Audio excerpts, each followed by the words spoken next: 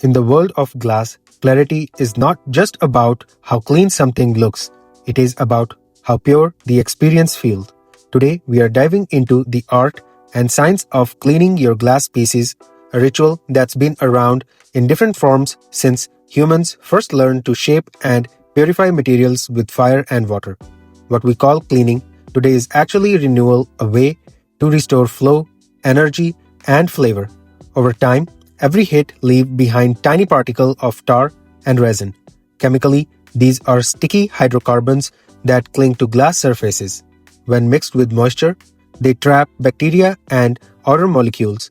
That's why even the purest glass, after a few sessions, begin to smell stale. It's organic chemistry at work. Using isopropyl alcohol and coarse salt break down those hydrocarbon chain. Alcohol dissolves the resin. Salt acts as a natural abrasive. Together, they restore transparency at the molecular level. Watching the bubbles lift residue is like seeing chemistry in motion. The invisible become visible. Ancient civilizations, from Mesopotamia to Egypt, understood that glass held both utility and sacred energy. They polished glass vessels not only for clarity, but also to keep their sacred oils pure. In Ayurveda and other traditional systems, purity of vessel symbolizes purity of intention. Today, when we clean our glass pieces, we are continuing that same ancient mindfulness, honoring the vessel that carry our element of fire and air. Begin by emptying out the old water. Notice how murky it looks, a reflection of buildup and stagnation. Add the cleaner and gently swirl. You will see layer of residue dissolve, like letting go of what no longer serves. Each rinse is an act of renewal. The running water does not just wash away particles, it resets the energy of the piece.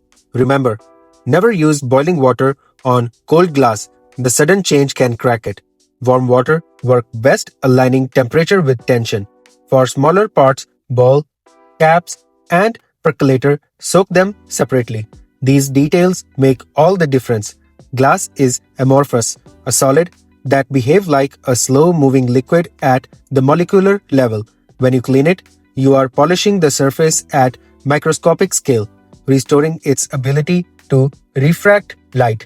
That's why a freshly cleaned piece sparkles. You are witnessing light interacting with order.